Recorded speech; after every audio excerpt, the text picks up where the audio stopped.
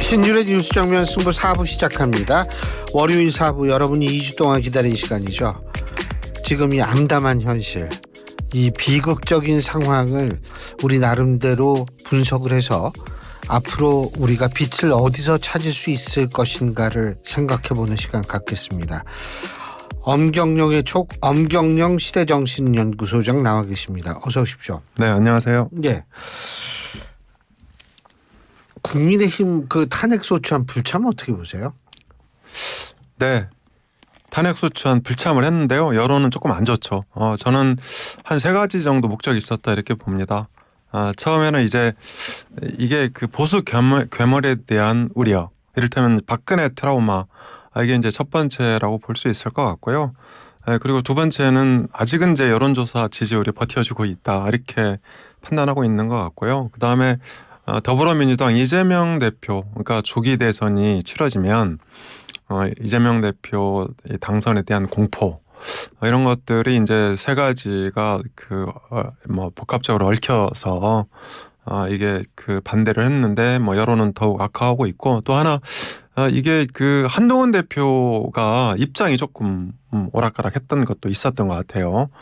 처음에는 이제 탄핵 반대했다가 그 중간쯤에 찬성으로 선회한 것, 그런 측면도 있었고, 막판에는 이제 다시 반대 입장으로 돌아섰는데, 아마도 그런 이유는 이제 강성 보수층이 제2유승민으로 이제 찍어서 비판한다, 이런 이제 우려가 작용하지 않았나, 그렇게 보고 있습니다. 근데 지금 제가 한 가지 좀 궁금한 게요. 만일 말이에요. 지금 사실 캐스팅 보트는 친한계가 쥐고 있다고 봐도 전 무방하다고 생각을 하는데, 어차피 수요일 날 다시 탄핵소추안을 발의하고 그러면 72시간 되니까 금요일이나 토요일쯤 이제 또 투표에 들어갈 거 아닙니까?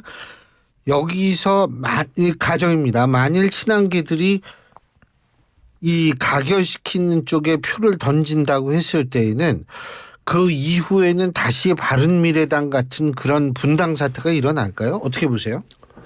저는 이제 그 분당이 되려면 이를테면 그 분당 세력을 대표하는 인물이 있어야 된다고 보거든요. 당시 이제 그 2016년 말 2017년 초 이게 그 새누리당 분당 때는 이게 반기문 전 유엔 사무총장이 일종의 이제 그러니까 탈당 세력을 대표하는, 그리고 당시 또 대선 주자 1위였어요. 그래서 이게 탈당 세력의 세가 모였고, 또 이제 이 세를 주도한 게 유승민 전 의원이었는데, 지금은 좀 사정이 다른 것 같아요. 지금은 탈당을 해도 이게 탈당 세력을 대표할 수 있는 차기 주자가 없고, 또 한동훈 대표는 좀 아니라고 보시는 거예요? 네, 저는 이제 한동훈 대표는 좀 아직은 아닌 것 같고요. 그리고 이번에 그러니까 이제 한동훈 대표가 당의 주인데 왜 탈당을 하겠어요? 아마 당에 남아서 당의 재건을 위해서 노력할 것 같은데요. 저는 이번 토요일까지도 이제 가결되기는 좀 쉽지 않다. 참 변수가 2개 정도 있는 것 같아요.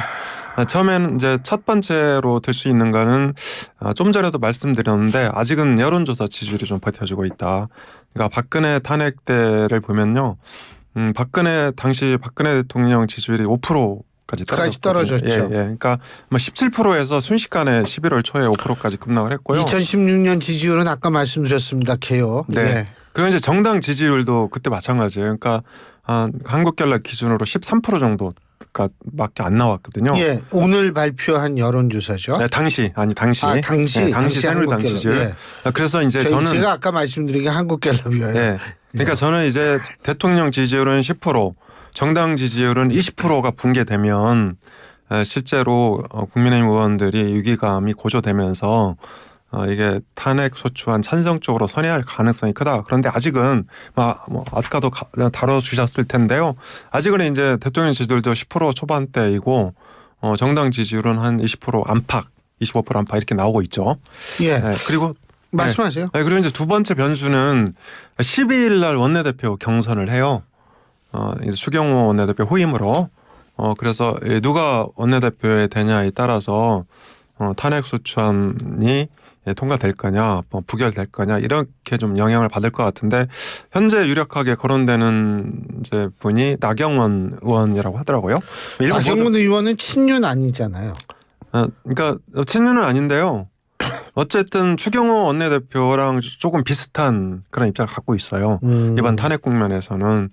그래서 이 두 가지 변수가 이번 이제 토요일 뭐 또는 금요일 토요일 탄핵 소추안 표결에 영향을 미칠 것 같고요.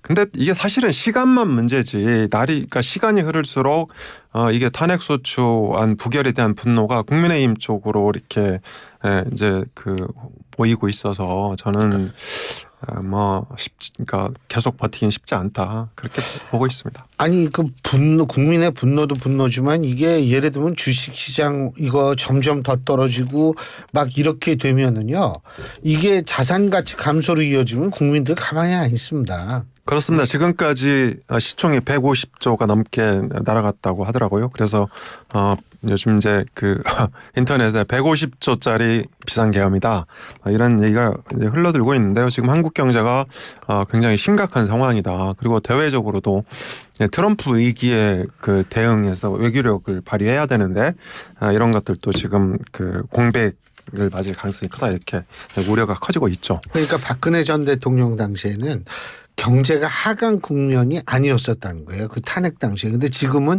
하강 국면에 있는 상태에서 이런 일을 저질러 놨으니 이게 가뜩이나 힘든데 이런 불확실성을 계속 본인들 말로는 질서인 거지만 외국에선 질서 있게 안 보거든요. 진짜 질서란 건 제도가 뒷받침돼줘야 되는 건 탄핵이 유일한 거 아닙니까? 근데 계속 뭐 질서 있는 퇴진 이런 얘기만 하고 있으니 경제가 더 꼬꾸라질 수밖에 없는 거 아니에요?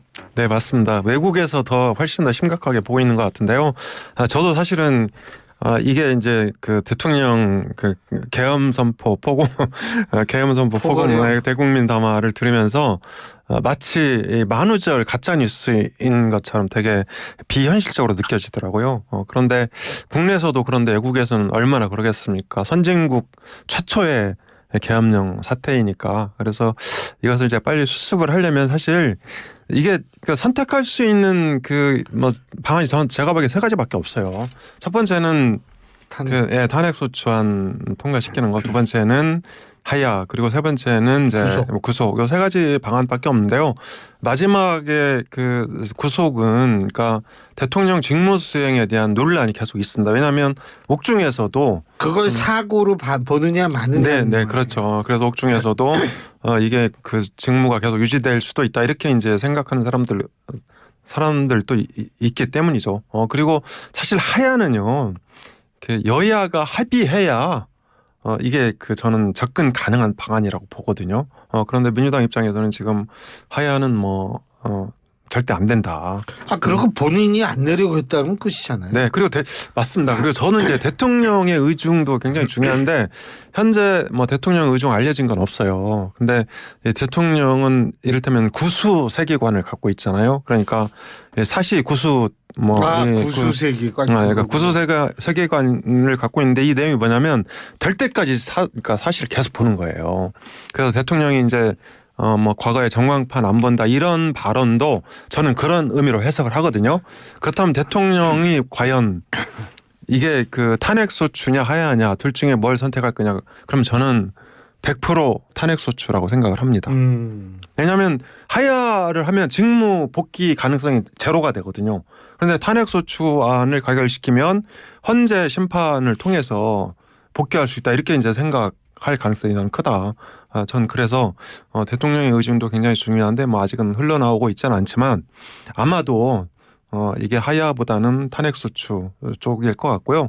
지난번 토요일날 사과 담화에서도 그랬지 않습니까? 임기 단축만 이렇게 두루뭉술하게 거론했거든요. 언급했거든요. 이거는 이제 임기 단축 개헌을 염두에 둔 거다. 저는 그렇게 해석을 합니다. 이번 주에는 좀 아니라고 생각하셨죠? 말씀하셨죠? 네. 탄핵 소추안 통과될 가능성이 조금 적다. 네, 두 가지 변수 때문에. 네, 그렇게 말씀드렸죠. 언제 그런 얘기세요? 그러니까 이제 당장 이번 주 말고 다음 주에는 과연 이걸 어떻게 막을 거냐. 그러니까 다음 주 이게 부결되고 나면 이제 제가 말씀드린 10% 대통령 지지율 10% 벽이 무너지고 또 정당 국민의힘 지지율 20%가 무너질 텐데 이렇게 되면 국민의힘 의원들이 압박을 견디기 어렵다. 전 그렇게 보고 있습니다. 그리고 촛불 규모도 점점 커질 가능성이 크거든요. 지난번 이게 토요일 날 탄핵소추안 표결 때 이게 이제 언론에서 100만 명으로 기사 보도를 했고 뭐 대략 최소 50만 명 정도. 왜냐하면 여의도 광장까지 꽉 찼거든요. 그러니까 굉장히 많이 모인 거라고 볼 수 있습니다. 사실 여의도가 사람이 많이 모이기에는 적당한 장소가 아니에요. 그렇죠. 네. 근데 자 오늘 국민일보가 한국갤럽에 의뢰한 여론조사인데요. 전국 18세 이상 1014명을 대상으로 6일부터 7일까지 진행된 것이고요. 이 전화 면접 조사입니다. 자세한 내용은 중앙선거 여론조사 심의위원회 홈페이지를 참조하시면 되는 여론조사를 보면 여기에서 대통령 지지율이 지금 11%가 나왔어요. 그러면은 자 우리가 목요일 날 전국 지표조사라고 얘기하는 NBS 조사가 나올 거고요. 금요일 날 한국갤럽 여론조사가 이번 주에 나올지 안 나올지 모르지만 나올 것 같다는 생각이 들거든요. 목요일 날 전국 지표조사는 원래 지난주에 나왔어야 되는데요. 예, 비상계엄 때문에 연기됐죠. 예. 그래서 뭐 나올지 안 나올지 모르겠지만 아무튼 한국갤럽 여론조사가 뭐 토요일 날 나오겠죠. 그래서 저는 대통령 지지율 뭐 10% 무너질 거로 봅니다. 무너질 거로 보고 있고. 그러면은 네. 소장님께서 말씀하신 대로 압력을 받아야 될 거 아니에요, 국민의힘이. 이제 국민의힘 의원들은 대통령 지지율도 문제인데 이제 주로 이 국민의힘 지지율에 이제 여기에 더 신경을 쓰니까 그거 박근혜 전 대통령 아까 제가 말씀드린 2016년 11월 달 한국갤럽의 여론조사 이 개요는 말씀드렸어요. 근데 이거 보면 그때 13인가 14 나왔어요. 13%였습니다. 네. 저도 나오면서 확인했는데요. 그래서 아무튼 저는 20%가 무너지면 국민의힘 의원들이 긴장할 수밖에 없고 지금도 사실 분위기는 이제 내부적으로 부글부글 끓고 있는데요. 물꼬를 누가 트느냐, 뭐 한동훈 대표가 어떻게 이제 입장을 피력하느냐 굉장히 이제 중요하다고 볼 수 있죠. 근데 그 질서 있는 퇴진이라고 저기 한덕수 총리하고 한동훈 대표가 국정을 전면에 나서 뭘 한다. 이게 가능해요? 그게 뭐 여러 언론도 지적하고 전문가들이 이제 그렇게 많이 말씀하시고 있는데요. 그 헌법적으로 근거가 부족하다고 볼 수 있죠. 그러니까 이게 대통령 권한이라는 거는 헌법에 의해서 총리한테 위임이 돼야 되는데 현재 그 근거가 되는 게 토요일 날 윤 대통령 대국민 사과 담화 그거거든요. 거기에는 이제 우리 당과 정부가 이렇게 이제 두루뭉술하게 이제 표현이 돼 있고 그래서 그렇게 본다면 이 대통령이 포괄적으로 한동훈 대표하고 이 한덕수 총리한테 권한을 위임했다고 해석할 수 있는데 실제로 그것이 말로만 위임하는데 네. 제도적으로 받치면 안 되는데 뭐 하겠어요? 그렇습니다. 그게 이제 그리고 이상민 장관 사표도 수리하고 뭐 국정원 일차장 임명하고 본인이 할 건 다 하던데. 그래서 그게 이제 구수 세계관에서 나오는 거죠. 그러니까 대통령은 언제든지 직무 수행의 복귀 이거를 아직은 이제 그 미련을 못 버리고 있다 이렇게 봐야겠죠. 그리고 어쨌든 한 총리와 한 대표가 뭐 어제죠. 어제 이렇게 공동 담화문을 발표했는데 이게 사실 헌법적으로 근거가 없으면 불가능합니다. 그렇죠. 불가능한 상태고 그리고 이제 이 한 총리의 그 헌법적 권한이 두 개가 있어요. 국무회의 주재권하고 현재는 이제 국무회의가 화요일, 목요일 있는데 화요일은 윤 대통령이 주재하고 목요일은 한 총리가 주재했죠. 그리고 국무위원 즉 장관에 대한 임명 제청권이 있어요. 대통령한테 이 사람 뽑아주셔 추천. 이거죠. 예. 그런데 사실 임명 제청권하고 임명권하고는 다르거든요. 천지차이죠. 네, 그러니까 어쨌든 대통령의 최종 사인을 받아야 된다. 그런 면에서 한 총리 한 대표 이게 공동 국정 운영은 불가능하다 이렇게 봐야 됩니다. 그러면은 아니 지금 국민의힘에서 뭐 6개월을 끄네 1년을 끄네 이렇게 얘기를 하고 있잖아요. 네. 그럼 6개월 동안 이렇게 공중에 붕 뜬 상태로 가자는 얘기인지. 그러니까 국민의힘에서는 6개월 정도가 끌자는 겁니다. 그러니까 6개월 정도 있다가 하야하자 이런 입장인 건데요. 이게 왜 불가능하냐면 일단 6개월 정도를 그러니까 뭐 직무수행 배제 상태에서 그러니까 있는다 하더라도 민주당이 동의하지 않고 그리고 직무 배제할 수 있는 방안이 없어요. 지금 이제 윤 대통령 같은 경우 이게 그 비상계엄 선포를 통해서 정신적 상태가 조금 불안정할 수가 있거든요. 왜냐하면 최고 권력의 정점에 있다가 급추락했기 때문에 이제 특히 이게 그 남북 이 국지전 뭐 지금 오늘 또 여러 언론에도 보도를 하고 있는데 김용현 전 국방부 장관이 무인기를 평양에 보냈다는 의혹도 있고 원점 타격 지시했다는 민주당이 그렇게 이제 의혹 제기를 그런 하고 의혹 있죠. 제기를 하고 있는데요. 이게 만약에 사실이라면 심각한 문제입니다. 그래서 이게 국군 통수권 문제를 어떻게 할 거냐 이게 또 해결이 안 돼요. 그리고 아까도 말씀드렸지만 대통령은 절대로 자진해야 할 캐릭터가 아니다. 그래서 저는 이 국민의힘의 6개월 뒤 하야 이 프로젝트는 성공하기도 어렵고 설득력도 떨어진다. 그리고 저는 차라리 이 보수가 철저한 그 자기 쇄신 반성, 성찰 이런 거를 통해서 새롭게 태어나려고 해야지 꼼수를 부리면 저는 안 된다고 봅니다. 이럴 때일수록 정도와 원칙을 지켜야 된다 이렇게 생각하거든요.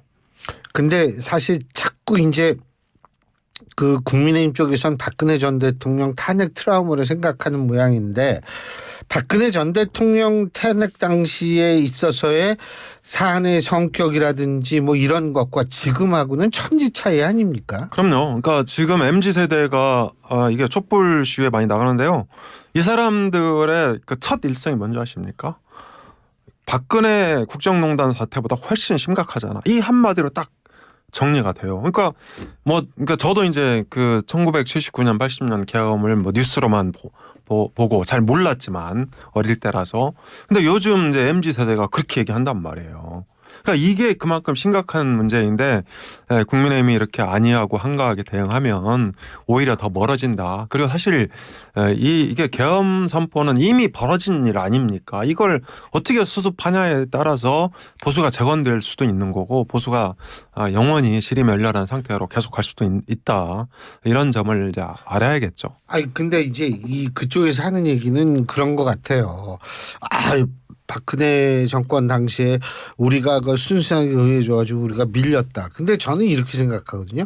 그때 탄핵에 동참을 했기 때문에 5년 후에 정권을 찾아올 수 있었던 건데 지금은 더군다나 아니 무장한 군인들이 지금 국회에 난입했는데 그 옛날 얘기를 하면서 그거 무조건적으로 비교한다는 건 저는 그 비교 자체가 안 되는데 왜 그런지를 모르겠어요. 그러니까 뭐 이게 좀 대한민국 미래하고 국민도 좀 생각하는 듯한 인상을 좀 줘야 되는 거 아닙니까? 맞습니다. 그러니까 군인이 총을 들고 국민한테 총뿌리를 들이댄 거거든요. 국회에 난입했다는 것은. 그러니까 이게 과거 79년 계엄에서도 국회는 건들지 않았다. 이게 이제 그 오늘 그 707 특임대장이 나와서 기자회견하면서 그런 얘기 했지 않습니까? 계엄에 그런 조항이 있는지도 몰랐다. 이 정도로 이제 심각한 문제인데도 불구하고 국민의힘이 딴 나라 이 사정처럼 저렇게 한가하게 어깃장을 놓고 있는 건 참으로 답답한 일이고요. 말씀하신 대로 지금 잘못된 걸 바로 잡아야 5년 후에 정권을 되찾을 수 있는 거고 그리고 조기 대선 또 이렇게 당당하게 이 과오를 잘못하고 반성을 하면 예를 들면 저는 이게 그 김용현 전 국방부 장관이라든지 또 이상민 행안부 장관 또 여인영 방첩사령관 이런 사람들은 정말 보수의 수치라고 생각합니다. 가장 무거운 형벌로 단죄를 해서 이게 교훈으로 삼아야 보수가 다시 생활할 수 있다. 저는 그렇게 보고 있습니다. 그럼요. 이게 사실 엄벌에 처해져야지. 딴 사람들이 엄두를 내지 못할 정도의 엄벌에 처해져야지 이런 역사가 반복이 안 되는 거죠. 그래서 철저한 수사가 반드시 필수적입니다. 예, 오늘 말씀 여기까지 듣죠. 고맙습니다.